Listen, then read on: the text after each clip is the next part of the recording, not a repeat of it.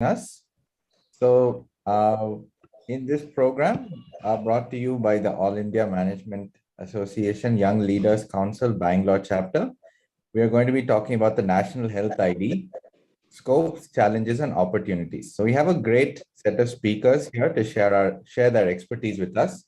We have Kiran Anandam Pillai, who is the CEO and founder of iDrishti, and he's a technology advisor to the National Health Authority. We have Ravi Bhardwaj, who is Senior Director of Product Management at GE Oncology. And we have Dr. Vivek Jawali, who is the Chairman of the Executive Council on Cardiac Sciences of Fortis Hospital, Bangalore. So my name is Narayana Subramaniam. I'm the YLC IMA Bangalore Chapter Chair, and I'm the Head of Head and Neck Oncology at Shankara Cancer Hospital. So welcome, everybody. Thank you for joining us. So we're going to start off with Kiran, who was instrumental in forming the whole concept of the National Health ID and the framework, giving us a rough outline of what it's like. He's going to tell us what the structure is and how exactly it works. And then we'll go from person to person, asking questions from different points of view. So we have the architect's view, we have the view of industry. So Ravi works for GE. That really is at the intersection of technology, innovation, and clinical care. And of course, we have Dr. Vivek Jawali, who is representing the clinical side of things. So the view of medical doctors and hospital administration. So thank you for joining us. So Kiran, if I can invite you to start off the session. Sure, Narayan, thank you so much. Pleasure to be here, and thanks for having me. So what I thought I'll do is, for everyone's benefit, because most of you may not be familiar with what the government is doing with the National Digital Health Mission, or what's now called the AASHMAN Bharat Digital Mission. And so Narayan, can you confirm you can see my screen? Yeah, looks good.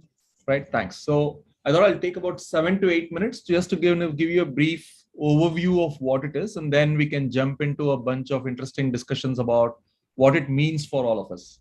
So, you know, as a quick background, this is a government program. So it was actually originally launched by the Modi government right in the middle of the pandemic in August 15, 2020. And so it started only as a small pilot in the UTs. And then the intent is to build something called digital building blocks for healthcare. So to give you a picture of what a building block is, think of Aadhaar as a building block for your authentication or digital identity in any space, you know, whether it's telecom or finance or healthcare, can that be used as an identity block?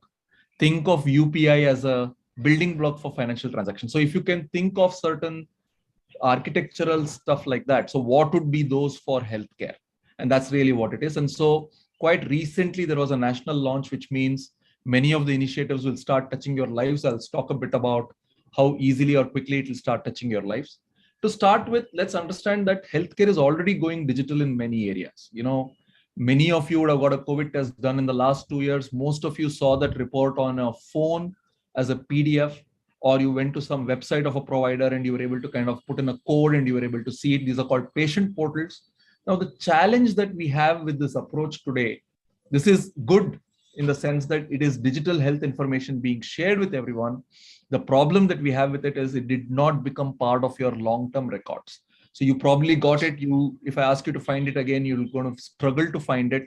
So what we really want to change is that. That's one part of it. Second, everybody is producing these reports in their own little formats. This is great for doctors like Dr. Jawali to read and interpret, but it's not that good for machines. So organizing it so that it becomes machine readable is the second thing. And so this is the area that the AASHMAN Bharat Digital Health Mission tries to solve. So what it says is, hey, Mr. Healthcare Provider, if you are generating a physical report on a computer today, can you share it digitally with your patient by linking it with something called a PHR address? That's a personal health record address. And we'll talk about that. And two, when you are actually sharing it, stop sharing it in a PDF format. Can you start sharing it in a standardized format that will be machine readable? So this is one of the big aspects that the AASHMAN Bharat Digital Mission tries to do. Now, not all kinds of health records can be shared. So what the mission has done is it has taken 6 very common type of reports used in healthcare and first standardized that. So these are diagnostic reports, and that is what we think will be most commonly shared. I think Most of the people on this call haven't seen a manually written diagnostic report in a long time. Almost everything is already produced on a computer. The question is, how can we get it across to you in a digital format? Discharge summaries, which I think many hospitals, and I'm sure Jawali sir has been doing it for probably 15 years, doing completely electronic discharge summaries. Most large corporate hospitals do it, but over time it will happen. But I think where digitization is still a long way to go in India is really prescriptions and OP consultation notes. And that's still a lot of pen and paper right now. But over time, we think adoption of software will happen there. And of course, immunization records for children, both from the government as well as from private. So these are the type of reports that can actually be shared on the digital health mission. Now, I said that the way you share it is by linking it with something that I called as a PHR address. This is actually now being called an Aadhaar address, and Aadhaar stands for AASHMAN Bharat Health Account. And what that basically is an address like an email ID that you must go and create yourself if you would like to access digital records. It can't be shoved onto you or forced onto you. The whole idea is that this whole system is by voluntary in nature, and all it takes is just your name, date of birth, gender to get one. And if you don't have a mobile phone, you can actually get it just using your Aadhaar. And it essentially allows you to choose one. And of course, just because you've got one doesn't mean that it's permanent. If you decide, hey, I don't want it anymore, you have the choice to opt out. Now, while we are on this call, some of you can try this. You can go to what's called healthid.abdm.gov.in and try getting your own address. You can very quickly get it through something we call a self-registration. Of course, we expect most of you to get it through actually what we call as a PHR app. So there are several people creating PHR apps, including Arogya Setu. So very soon, Paytm, Arogya Setu, Eka Care, several others will actually create PHR apps and help you actually get interoperable health records where you can actually see all your health records using any app of your choice. Of course, not only will you be able to get it yourself, certain hospitals which are participating will be able to issue it. Mainly, this is being designed for people who are either elderly, who can't do it themselves, or for people who are illiterate or don't have mobile phones. So we have two kinds of processes for people who are self-capable of doing something and for people who require certain level of assistance. Now, how is this all going to start for India? What is India's journey going to be? So what we are doing is we are trying to get a whole number of healthcare providers to start participating in this process of linking and sharing. And what we are saying is, hey, get your software that you use at your hospitals ready, and then make sure that you can share. And then whenever there is a new record ready in any of these software, so let's say AIMS Delhi decides to participate, a new health record is ready in AIMS Delhi, the patient will get a notification. So that notification will say, hey, there's a new health record for you. Pick any PHR app, go get your record. And then they'll be able to view that, they'll be able to link it, and then they will also be able to share it in the future with their consent as part of their medical history. Like I said, a whole number of people participating. You can see a lot of brand names there which are coming live, both on the sharing side as well as on the viewing side. And all of this is going to happen in the next couple of months. So as early as February or March of this year, many of you will start seeing this in play. Now, how exactly is this actually helping creating a longitudinal record? So very important is remember the word I'm using, which is link. There is no central repository where your records are kept. It's very similar to today. If I go to a hospital or a clinic, your hospital or a clinic has a copy. They keep maybe they give you a printout and you take a copy. So you have a copy. It's very, very similar. All your PHR address holds is just links. Your health record is actually with the healthcare provider who generated it. And then you get a copy. And if you want, you can share a copy with your consent. And that's quite important to understand, that what we use is called a federated architecture. The government does not have any kind of access to your records. Even the way the records flow, they're fully encrypted and does not flow through any of the government's building blocks by design. And this is meant to make sure that we align not only with the upcoming data protection bill, but also to make sure that privacy and security are highly taken care of. Now, this architecture I spoke about, so far I've talked about how do we get access to what we call as personal health data, but the same architecture also has a couple of other things. It can do what we call as reporting on aggregated data sets. So very important that happened, for example, in the COVID epidemic, unless all your tests were recorded by ICMR, it would not have been possible for us to say how many COVID cases are happening, where are they happening, what action needs to take. So similarly, we solved a point problem by creating a special software for COVID. ABDM is trying to create and plumbing infrastructure that will actually enable it for pretty much a very wide range of healthcare problems. And very similarly, many of you who may be working in AI or other spaces may know that any kind of AI or in radiology or other areas are very data hungry. How do we create anonymized large data sets that can support these kind of training? So these are things that ABDM is solving. A third area that ABDM is working on is to bring standardization into what we call as digital health service delivery. So the simplest way for me to explain this to you is, if you today want to have a great teleconsultation experience, it's likely that you and your doctor will need to use the same application on both ends. That's when you will have the best experience. Now, can your doctor use any app that they want? And on that app, can they say when are they available for the consultation? How much do they want to charge for that consultation? And so on. And can you use any mobile app that you want? Can you find your doctor? Can you book an appointment slot? Can you pay for it? Can you then share your health records? And can they then share your prescriptions or OP consultation notes back? And that's what we are trying to do. Just like UPI bought interoperability. Today, you don't think about what app you have, whether you have PhonePe or Google Pay. You just go to a merchant, you scan, and you're able to make a payment. We are hoping that UHI or Unified Health Interface will bring that kind of an experience to digital health services. And this is not just for teleconsultations. It's things like booking an appointment, ordering medicines, and so on.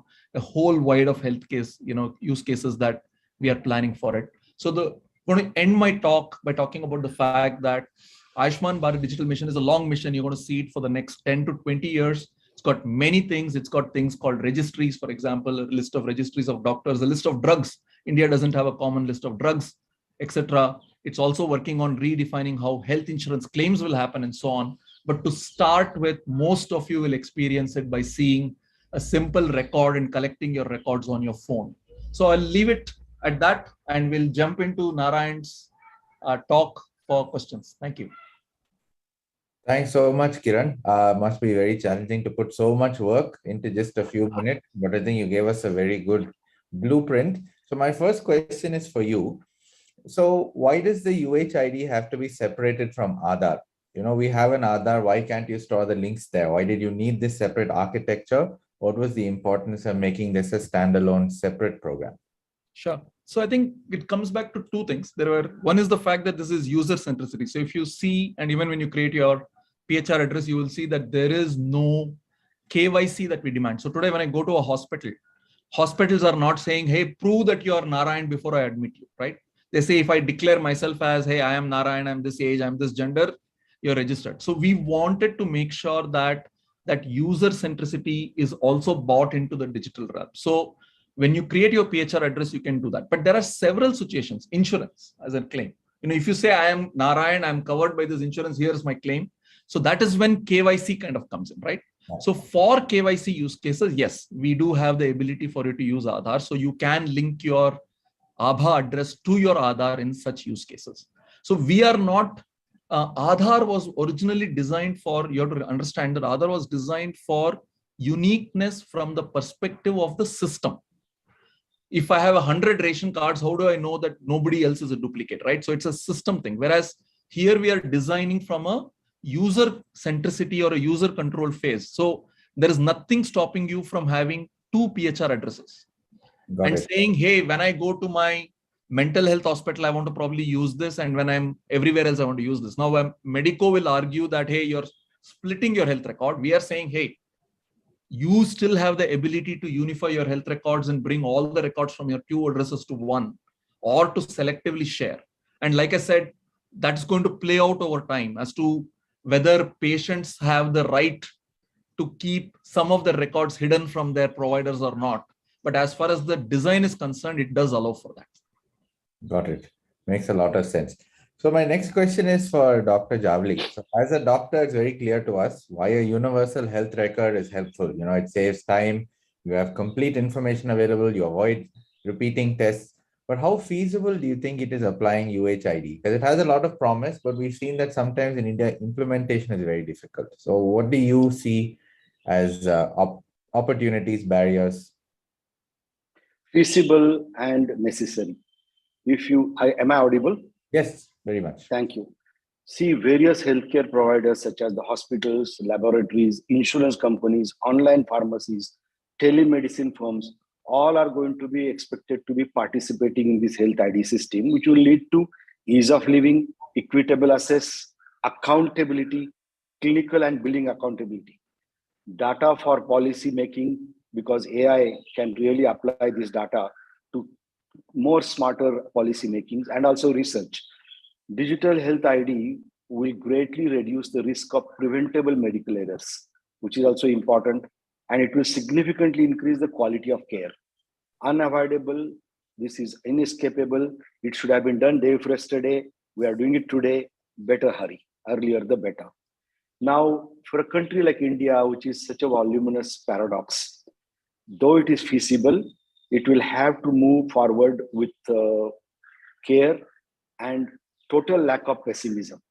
We saw, crying about digital literacy in India. There's a huge rural and urban digital gap.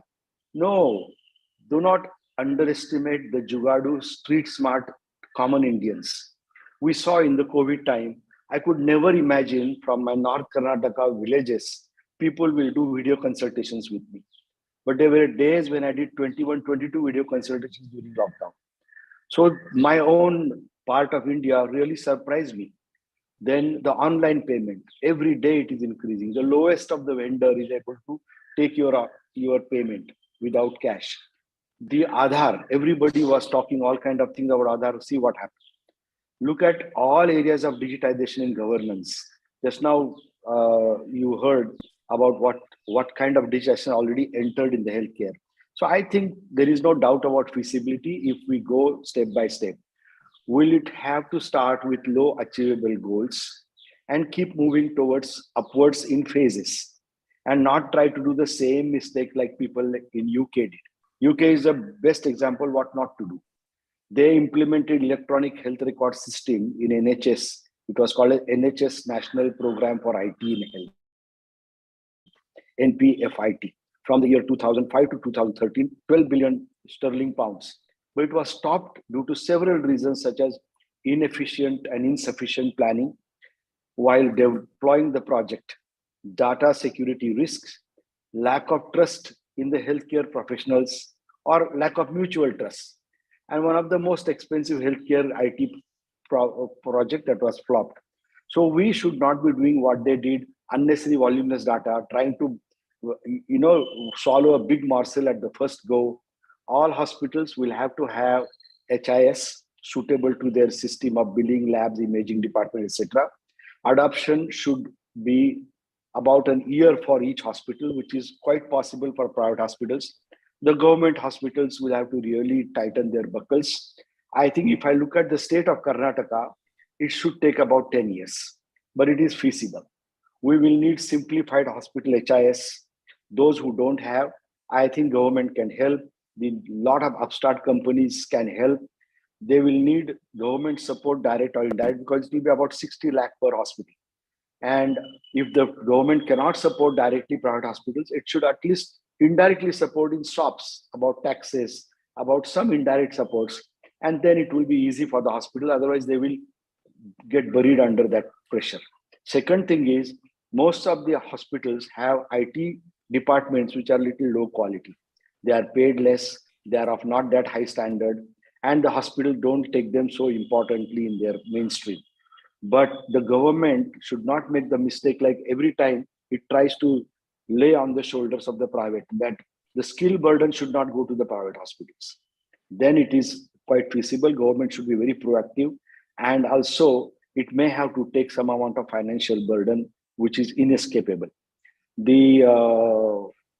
Once the systems and the patients start testing the benefits, the rest will follow. I assure you that, and it has to go in phases. Thank you. Thank you. Point very well made. So my next question is for Ravi. We've all heard of the negative connotations of data sharing. We're all worried about data security breaches, lack of privacy. But what is the value of data for industry? So how does it help innovation and patient care?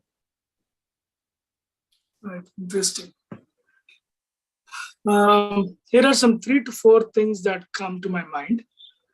The first thing, which is a very powerful use of data for the industry, it's not exactly for the industry, but it's for everybody, is moving from research to product, right? It's injustice to innovation and research scientists or engineers, and also to general public, if we do not take it from the lab shelf to the larger population. Now, to do that, you will need to sort of do what I call as 80% rule. Right? It needs to be usable by 80% of people, 80% of the time at least. And to do that, today, based on the nonlinear technologies, you need volume of data, variety, veracity or authenticity, right?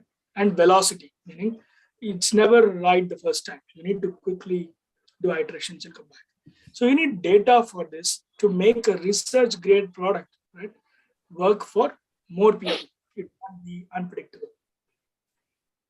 Take the example of glucometer or pulse oximeter. Go back 10 years.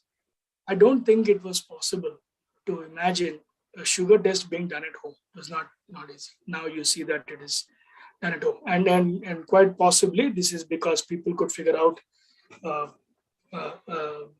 how they could democratize data so that they can convert research into product. And the third one is local adaptation. We do borrow, apart from indigenous innovation and research, we do borrow inorganic products like from other countries and the West.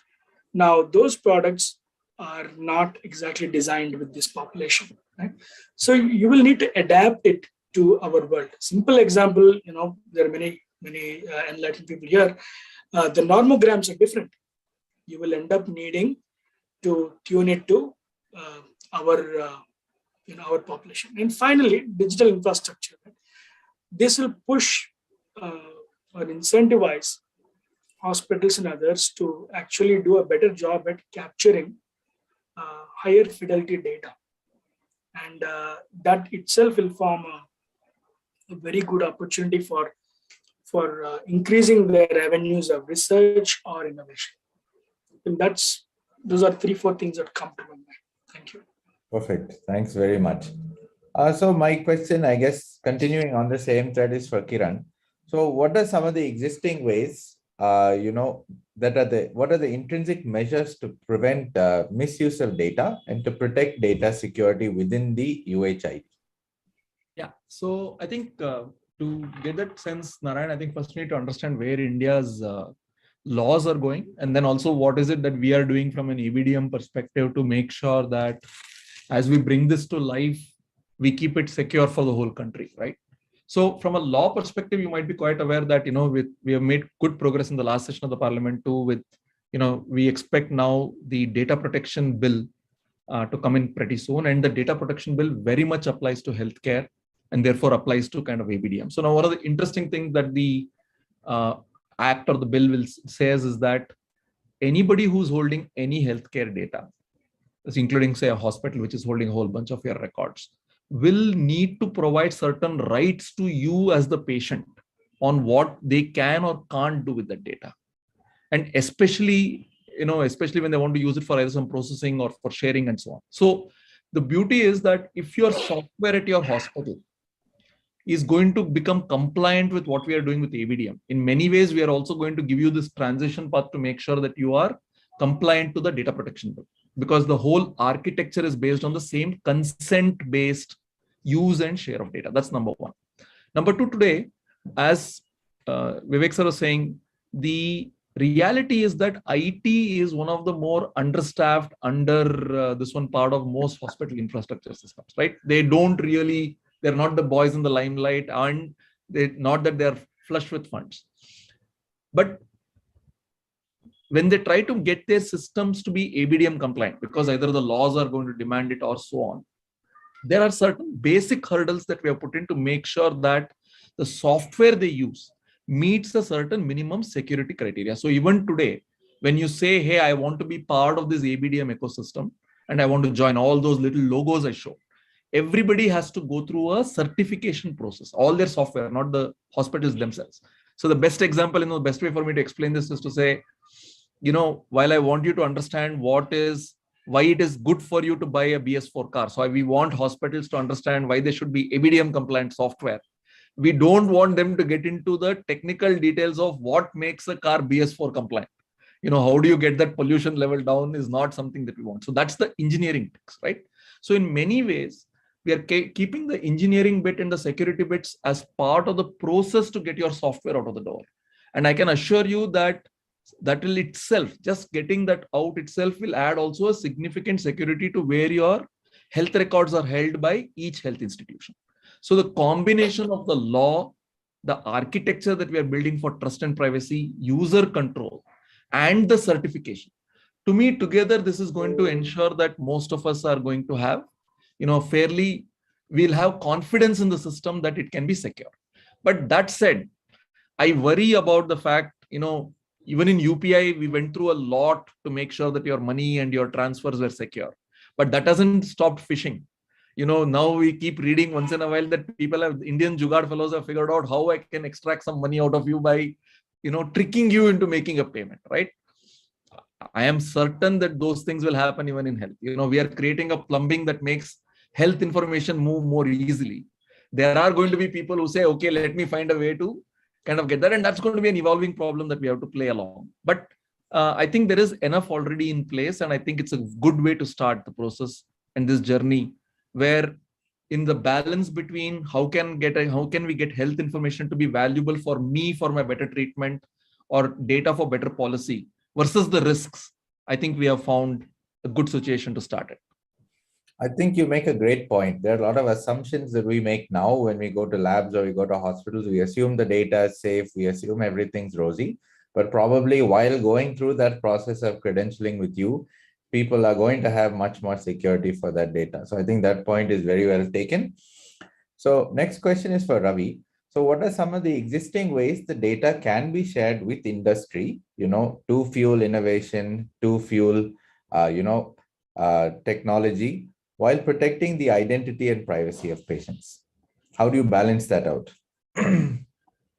Okay, there is an inherent balance that needs to be struck between hospital that is willing to share the data and the person receiving the data. This is almost akin to a immovable property transaction.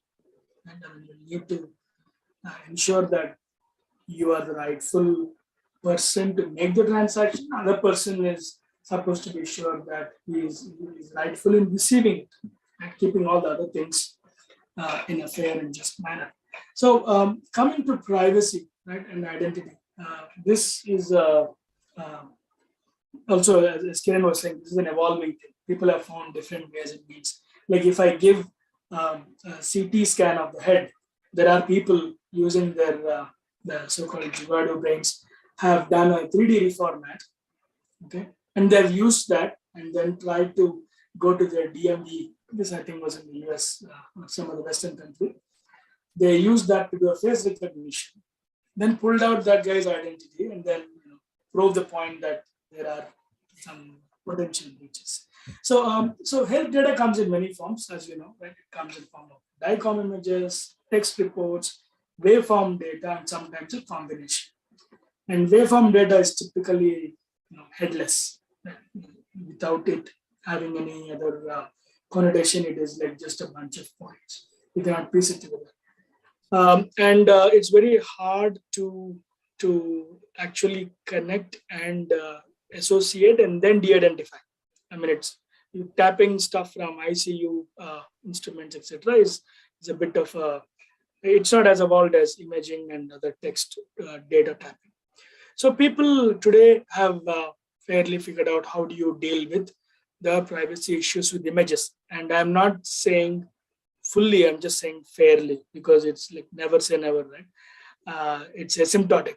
To come to the point of encryption, a hash is also having a non-zero probability that it is unique. Somewhere there will be a collision. So image data, people are able to do this. Now, Where we have challenges is when people try to do free form annotation or comments on the images. So wherever you allow free form things to be written, that's a risk, because you have, it's like searching for a needle in a haystack. Right? When you have a nice method where you can anonymize, these kind of things will cause leaks. And when it comes to text, text is a huge challenge today because it's way too free form. Right? Today's process is like cumbersome because the hospitals have to employ humans to go and de-identify data. They may take assistance of some technology, but at the end of it, manual QA has to be done. People use sampling methods, etc., to sort of minimize the risk. But there is a non-zero risk on the health provider, and we need to find ways to make it easier.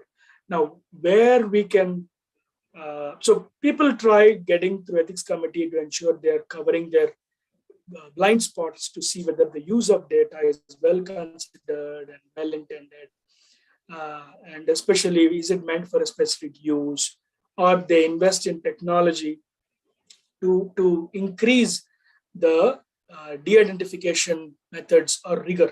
Right? Some people even use third-party privacy companies which do this as a service. Right? Just to name one. Privacy analytics, etc. Right? So today, getting a de-identified patient record from an EMR is quite challenging. I mean, it's easy to say that you can tap it, but it's difficult to sign off on it because you have to go through that procedure. So the most desired, way is to find ways to reduce the risk on the data provider side. We have to help them.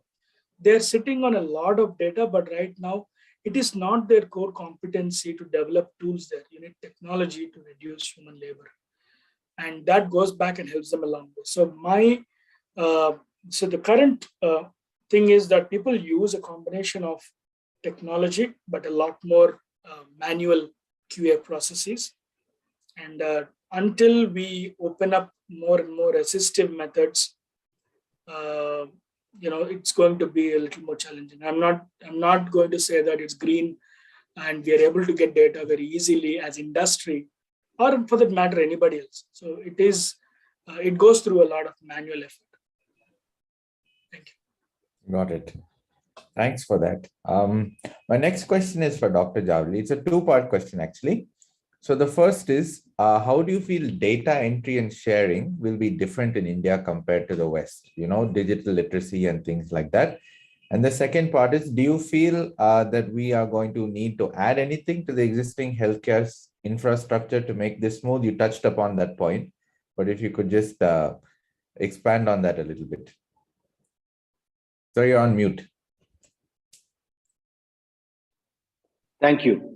See, as Ravi told you, it will have to begin as a thick mix of manual and digital. Even to make a card, there are a lot of people who will be challenged to make a card on their phone or by digital means. And the Aadhaar offices that we have all over the city, they may have to have a cell where they could go in the hospital, in the Aadhaar office, and get their card done. The same way, in the hospital, there will have to be a mix of digital and manual to begin with, till the whole system and the people get toilet trained about it. The card creation, I told you, the databases in the EHR has to be simple, idiot-proof, and frugal to begin with. And we could upgrade even that over a period of time, but we should not begin with a very voluminous kind of EHR. Not voluminous as in the West, because you have seen so much of kachara in that volume because of the medico-legal problems. But I don't think that is doable here. Say, for example, a patient walks in the OPD. The nurses will see the patient, their QR code will allow them to open the page, and they can put their vitals, the pulse, the BP. If the patient is diabetic, his sugar is checked by them, and when RBS is put there, maybe temperature required, etc. And then he comes to the doctors. The doctors, again, can use softwares like voice-guided typing, easy scans, uploading the reports, whatever notes they have written, that notes itself can be photographed and put it on the, so it can become very easy to do the whole thing. The images can be again photographed and put there. So it will actually stimulate, as we go ahead, it will actually stimulate growth of many startup companies. It will also fuel more jobs and career opportunities. It will also stimulate all these Indians' creativity to bring down more simpler technologies from which the entire Eastern hemisphere of the world will benefit. So India can be a good bullhead, can be a good ignite for a newer kind of cauldron. There, and also we will need counters in the hospital doing manual guidance, assistance, training. This will create a lot more jobs, which is desirable for a country like India, though it may not be so for the West. Then the bottom line of all this is equitable access, reduced errors, accountability, and the data for better healthcare planning. So apart from that, the other question that you asked about was, what are the additional existing infrastructure? You will need additional facilities. We will have to upgrade the quality and quantity of the IT personnel department. As we know that those departments are not really what we wish for, but this will spurt all hospitals, including the bigger government hospitals, to see that we have better quality IT departments, better paid, better quality, and those people can be trained very fast. More hardware is required across the hospital. And because more demands will be there, we will have some kind of a better, cheaper bargains. There will be a ongoing training facility required at induction and at intervals for all the manpower in the hospital. This also will create jobs. Professional outsourcing, in some cases, say some hospitals are really incompetent, they don't have, or we could have companies to whom these hospitals could outsource. We outsource housekeeping, we outsource security, we outsource laundry, we outsource food. The same way, we could outsource IT. And that could be also a great business opportunity to so many companies. It will be an engine to fuel jobs and to fuel startups and to fuel profitability of many other companies. It will be also a fuel for imagination for newer technologies by many of these young companies where there are so many youngsters bustling with energy. Thank you. Thanks. I see your point about not being pessimistic rather than looking at it as an opportunity. Absolutely. And needing to build on it. So whatever infrastructure, physical or non-physical, is required, if we look at it as an opportunity to build on that, might be much better for us. So my next question is for Kiran. So as healthcare providers, we're always worried about, the vulnerable subset of the population, the marginalized part of society. So how does UHID specifically help them?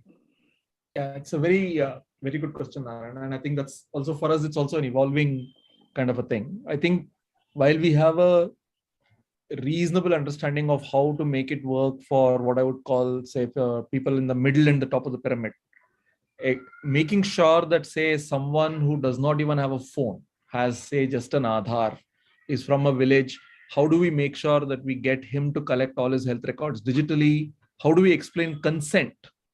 And what is he actually doing when he's sharing his data, and so on. And so there is definitely, an approach that we are doing and we are planning to take into pilots in terms of how it goes forward. But today you can actually create an ABHA or a PHR address for that person just with their Aadhaar. We have a construct of consent that is kind of what you can or can't do with the data is kind of boxed so that it's very clear and it's a very simple start point. Primarily, we can only have his data being shared in the context of better treatment for that individual. And so we are trialing these in these cases. But yes, it is an area that I think we have some distance to go. We definitely want the AASHMAN Bharat Digital Mission to have solutions for everybody, whether it's people like all of us on this call or for someone who's really from the very bottom to be able to get access to and manage all of their health records. So in their case, actually, when they're issued a physical card, many of us will actually experience this only on our mobile phones. For these people at the bottom of the pyramid, we actually have a physical card with a little QR code.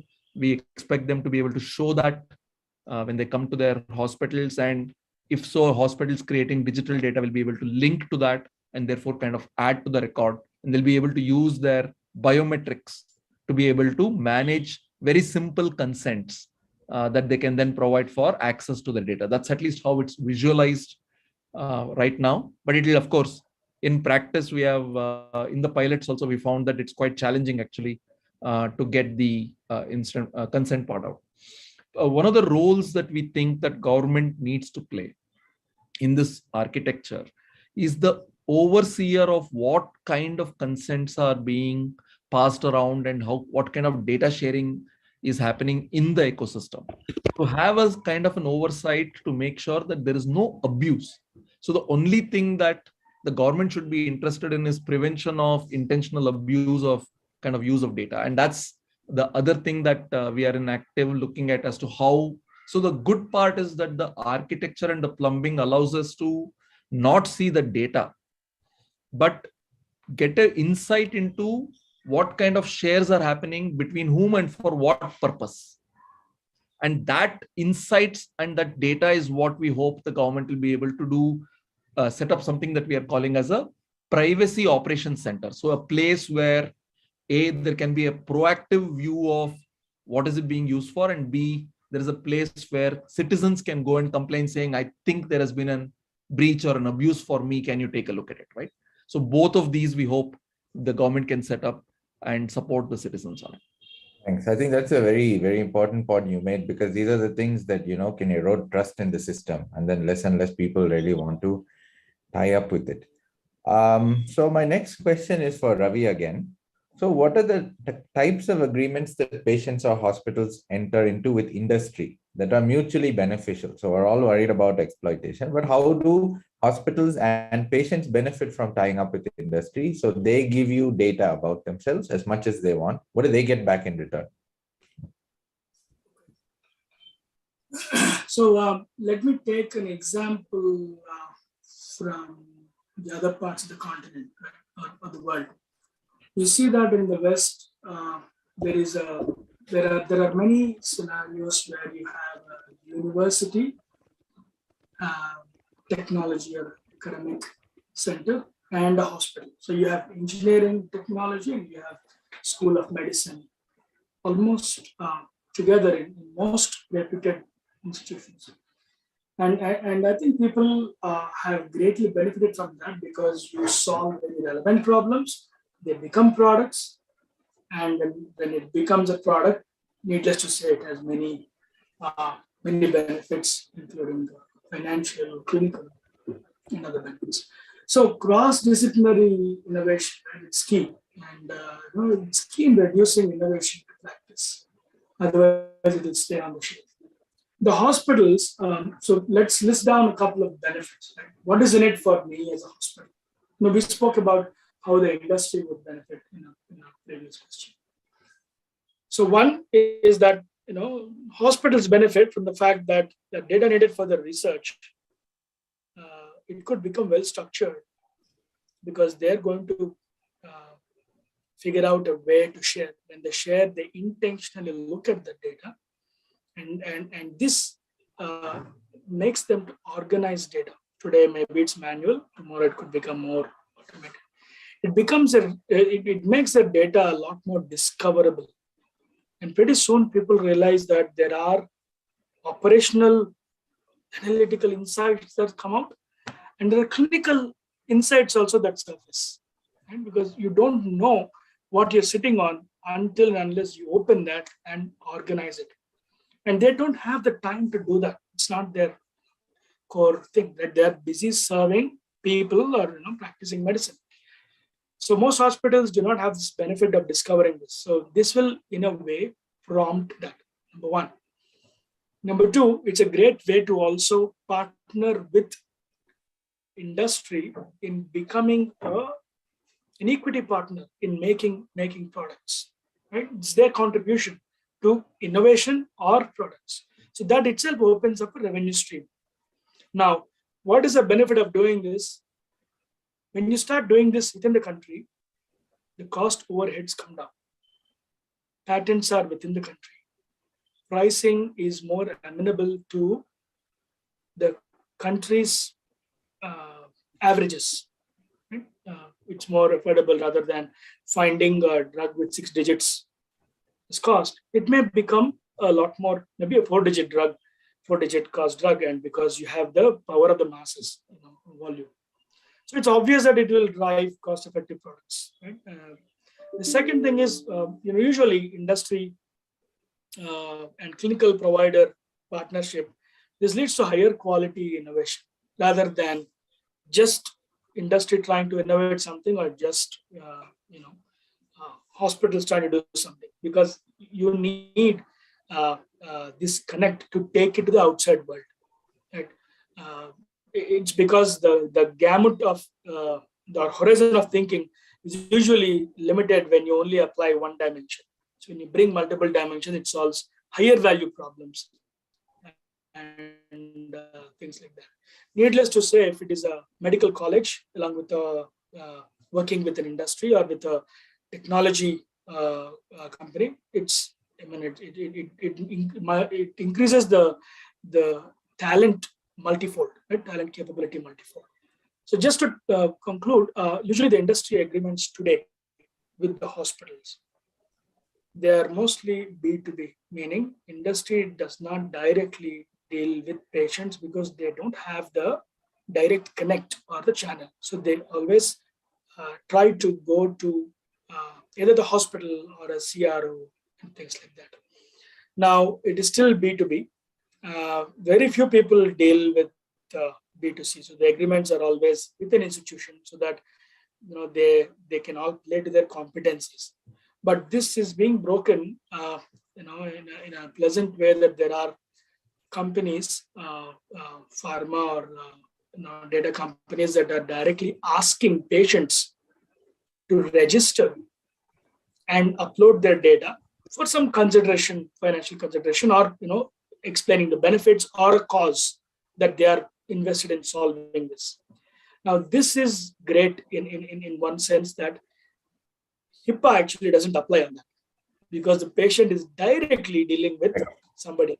So the provider-patient relationship doesn't come into picture.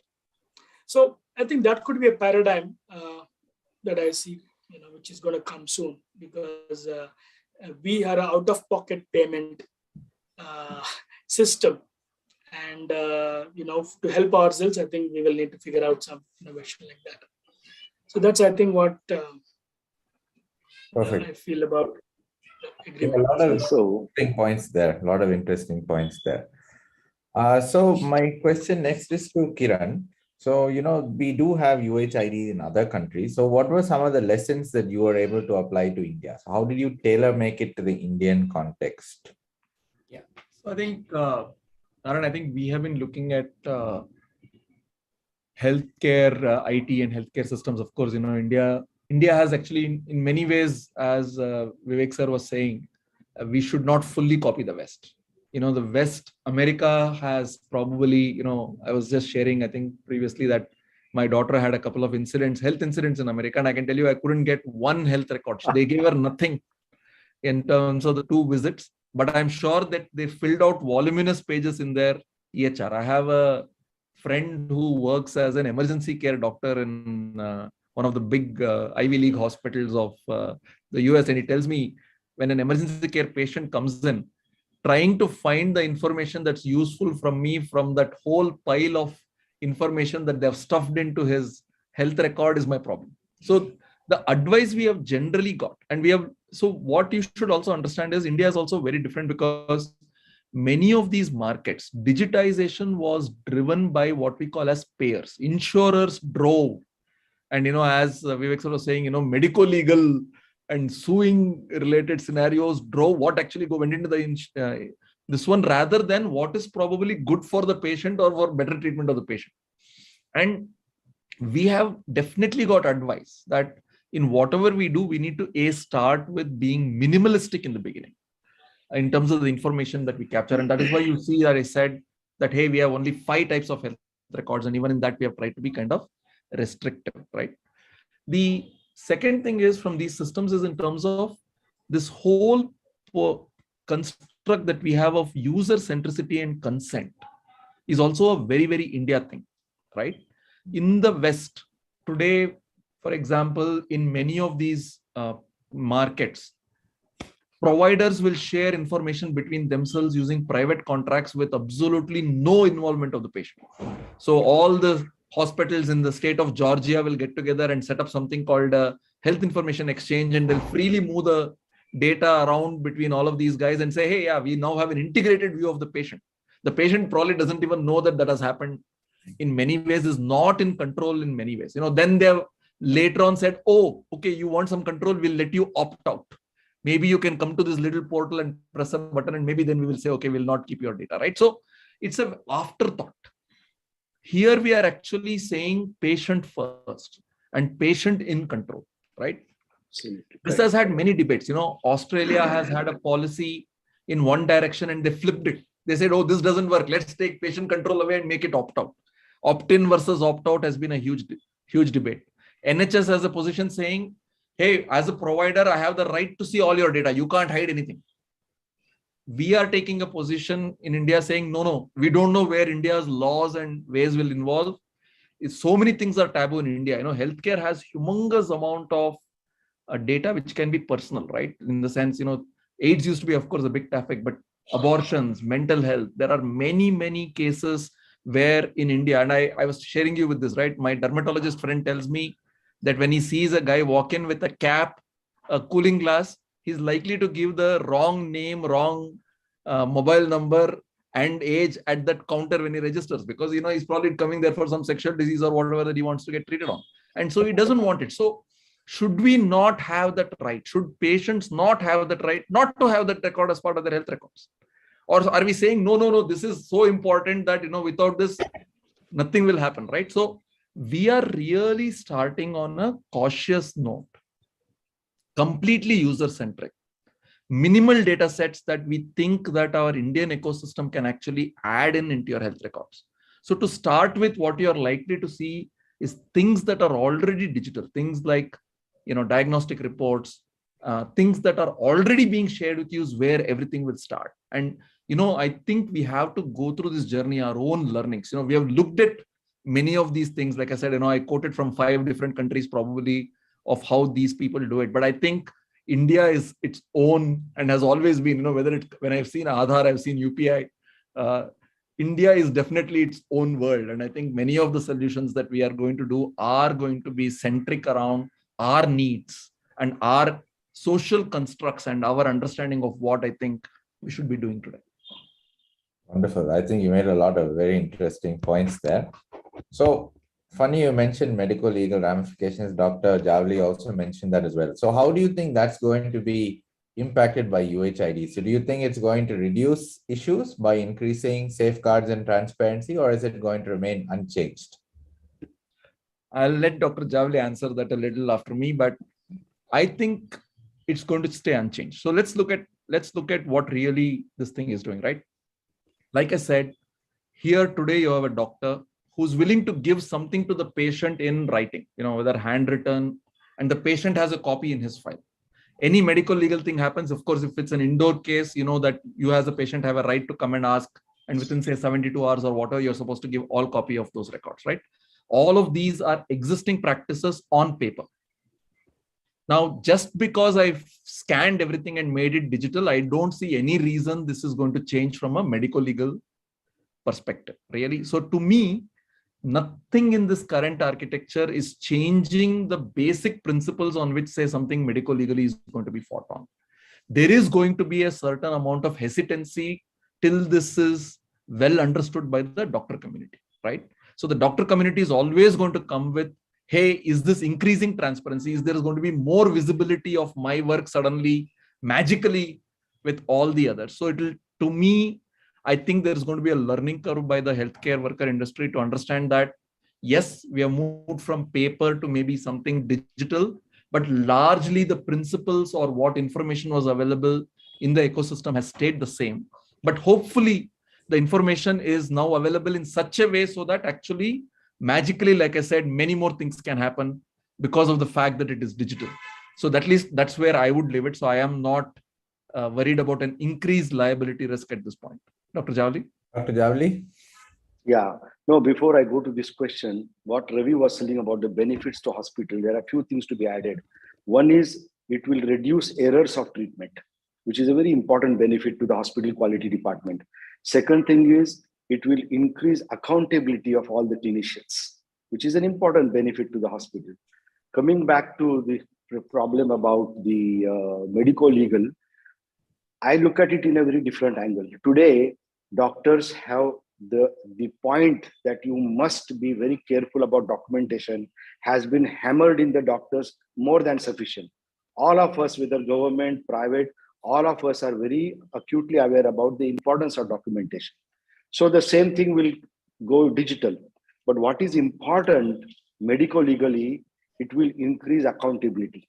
There are some good private hospitals who from inside their subconscious are very accountable. And then there are hospitals, there are systems where accountability doesn't exist. This will force Indian medical systems and clinicians to be very accountable, number one. Number two, like never before, there will be also transparency and accountability on the hospital's billing system. Nobody will be able to do haphazard billings or overcharge. All this will be brought into forth. So these kind of things are medico-legally very beneficial, and the patients will be more in command, and there will be more democratization of medicine in that way. So I would look at it from that angle. Perfect. So, Ravi, we were talking about how things work in the West, how there's a huge amount of redundant and irrelevant data that goes on to the EMR, and people spending hours trying to figure out what's relevant and what's not. So, what are some of the ways that we can reduce redundancy in this data? Do you feel prevention is better than cure, or what do you feel?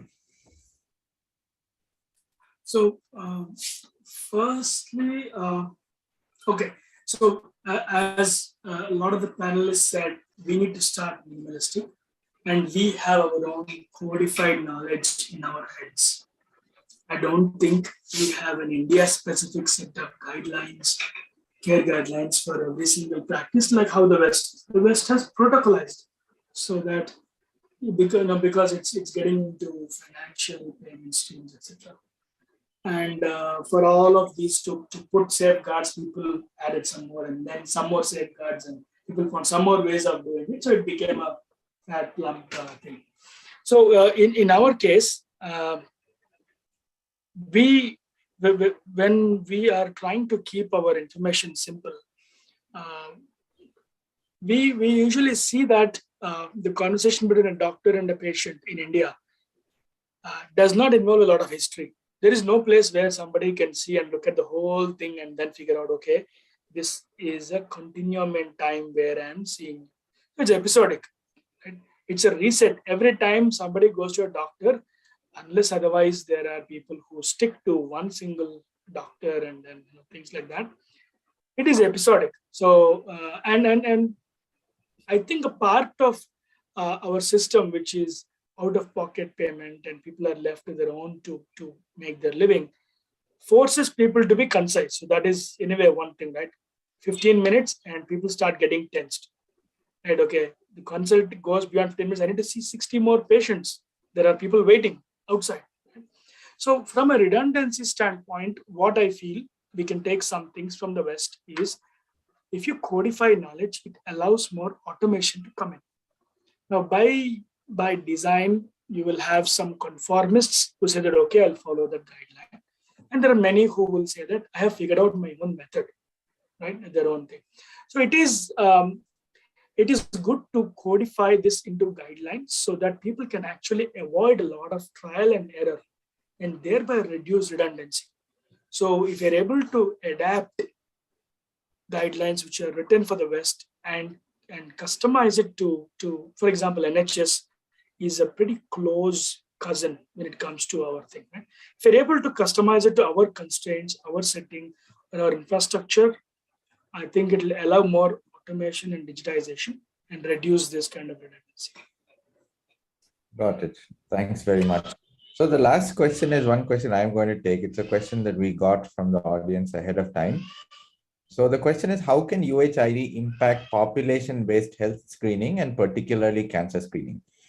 So in India, we know there are issues with, a lack of resources. We know that very often people don't seek out treatment because it means a day of lost wages, for example. We know that very often there's a mismatch between demand and supply. We know that, healthcare resources are very scarce. But what a lot of us don't know is very often patients do seek treatment. But the issue in India is that very often for complicated diseases like cancer, we don't have a clear referral pathway. So imagine that you are in a village or a tier 3 or a tier 4 city. Let's take the example of oral cancer. You have a lesion in your mouth. You go to the primary health center. So your primary health center, you see a doctor who says, okay, this looks fishy.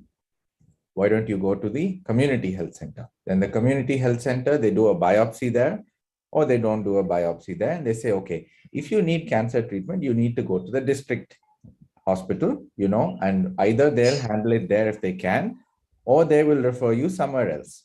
And then they go to the district hospital, and then the district hospital may or may not be able to provide you that treatment. So just taking oral cancer as an example of what the situation in India is. So after the patient has symptoms and there's a reasonable certainty that a diagnosis of oral cancer is established, to start treatment, there's a gap on average of around 9 months, which is dismal. Not, from when the patient has a cancer, but when the patient is detected to have a cancer to starting the treatment is 9 months. We've all seen this as clinicians. Patients go around to multiple hospitals. They have multiple biopsies. They get multiple different kinds of treatments. So an important thing now is that as health insurance expands, so we do have schemes, of course, for people below the poverty line. There are a lot of discussions about expanding that net, making sure people above the poverty line get more access to healthcare. We are very much an out-of-pocket spender as far as healthcare goes. So we need to change that because healthcare is not getting more affordable, it's getting less affordable. So the hope is that by opting into this UHID, we are able to establish that continuum and establish that continuity of care. So if you get a biopsy, for example, in the district hospital and you opt in, hopefully you can go directly to a hospital that has that scheme and you won't have to repeat the test. Right. So if that 9 months comes down to 6 months or 5 months or 4 months, that's definitely going to change the way that your disease progresses. It's going to change the way you respond to the treatment and probably how long you live. Similarly, when the system has access to all of this information, right, you have access to thousands of CT scans, thousands of biopsies. When you go through the ethical process of acquiring this data and analyzing this data, then you have a lot of information. Then you have the ability to add data analytics to it. You have the ability to add artificial intelligence to it. So that's how we go about the process of simplifying access to care. We go towards point of care diagnostics and a lot of exciting things. So I think there are going to be a lot of teething problems, as everyone said, but I think we need to be a little enthusiastic about it. We have to take it as a challenge. Because essentially, this is where we need to be. Whether we are going to reach there in 5 years or 10 years or 20 years, this is where we have to go. So I think we've covered most of the questions. I want to go around the panel, ask anybody if they have any closing remarks, any thoughts, anything they want to share. So Narayan, thank you so much for organizing this. And I hope for the listeners, there was some insights into what the future in healthcare or digital healthcare holds. To me, we are at the cusp of something, very interesting. I just want to share with you certain timelines. Aadhaar, before the impact was felt, the project started in 2009, but really before all of us really could say, hey, it made a difference for us, it was really almost 2014, 2015. UPI, the first implementation, the spec was 2015, first implementation 2016, but really 2019 before, we saw the exponential wave. I hope, Vivek sir said that 10 years for government hospitals. My timeline is far shorter. I'm a far more optimist in terms of, I think, how technology. So I do think technology adoption sometimes is exponential once the value is kind of seen. And I hope we see that in healthcare and that it starts making a difference for all of us in India quite quickly. looking forward. Thank you. Thank you. Anybody else want to say any closing words? Dr. Jawali, Ravi? No, actually, I echo Ravi's sentiment. I agree that if one people test it and the kind of Indian street smartness is, you may be surprised by the exponential adaptability that will happen. So I'm very optimistic, and I think this is something which are already late in starting. And this is going to be a game changer. I'm very sure about it. And this is for the patient more than the hospitals. Yeah, and I feel we have the power of numbers and the demography to pull this off. If you solve it here, that's a common joke in the industry. If you solve it in India, you can solve it, even it will work everywhere else. So yeah, and I hope we crack it. Thanks. Thanks very much. Thank you for all of our wonderful panelists for taking out time and sharing so much expertise. Thank you to ILC IMA. Thank you very much to Rajni for putting all of this together. It was a pleasure. Good evening. Thank you. Thank you. Bye. Thank you. Bye.